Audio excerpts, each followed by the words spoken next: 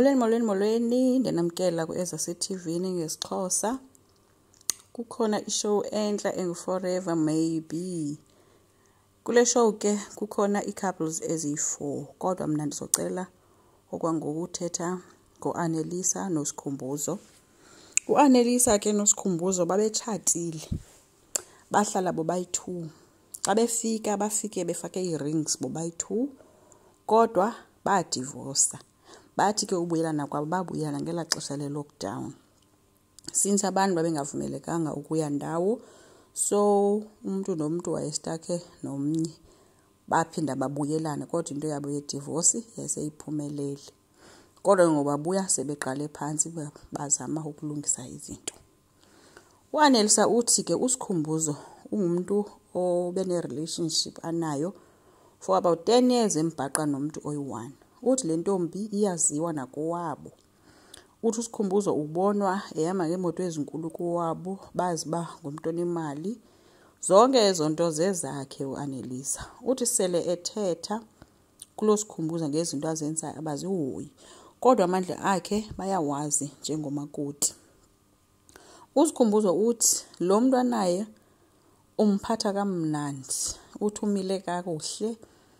Uthi mhle nasekamereni umenza azive ngathi ukwi-blue move uchipon.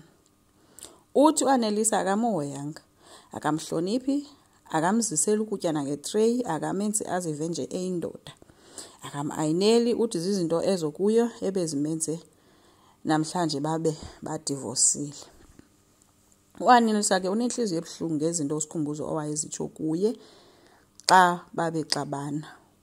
Uba ngase aphume kulo mtshato kunoba ayeke indlela zakhe. Uthi uSkhumbuzo uvele amgwexe athi ucinga noba angacinga noba yintoni na afuna ukuyicinga ngaye. Uthi ke wade wane-depression, walaliswa esibhedlele for 21 days. And uthi uSkhumbuzo wayengamsapoti kwangelo xesha. Ebekhala ke ethi naye ngeke azixolele for umnyamezela ububhanxa obunje emtshatweni. Ngubani ongahlala emtshatweni onje for ixesha elingaka? Ngoba uSkhumbuzo wayemnika zonke izizathu zoba mabohlukane kodwa yena ahlale.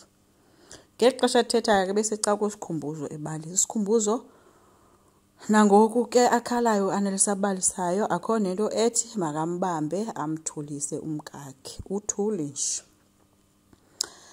Bekuke kwa swipe ke i-partners. Kuthiwe umuntu nomuntu uzothetha nepartner yomnye. Kwakwenziwa i-date ethile so that umuntu akhuphe abuze nee-questions afuna uzibuza kwi-partner yomnye umuntu. Bahambiswa ke bayothetha ke. Bayile ke bezodibana babuyile ke sebebuya kwezi dates zabo ke bazothetha nee-presenters ke.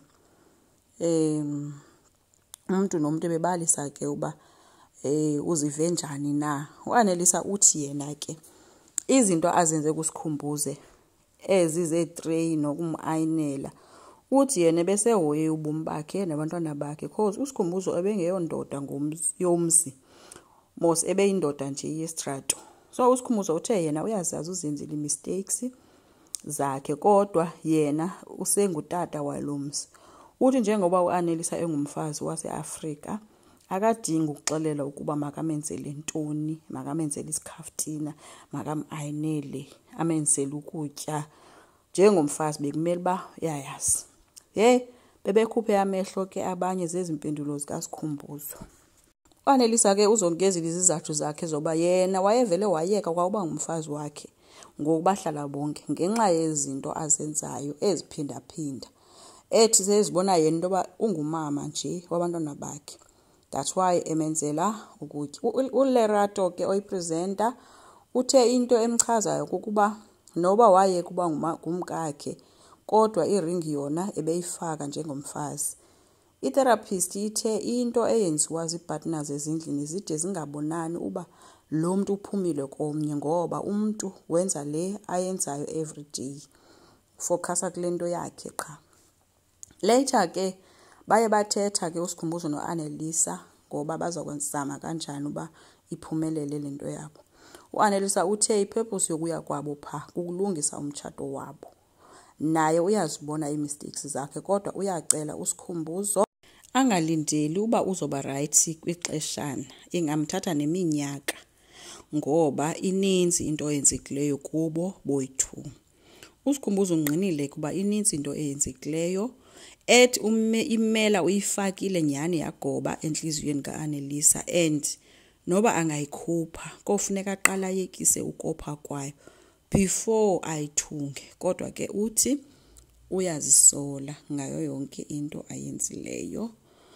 Enkosi, ngicela siqhubeke subscribe, silike futhi nisazonibalisela nangezinye ii-couples. Bye.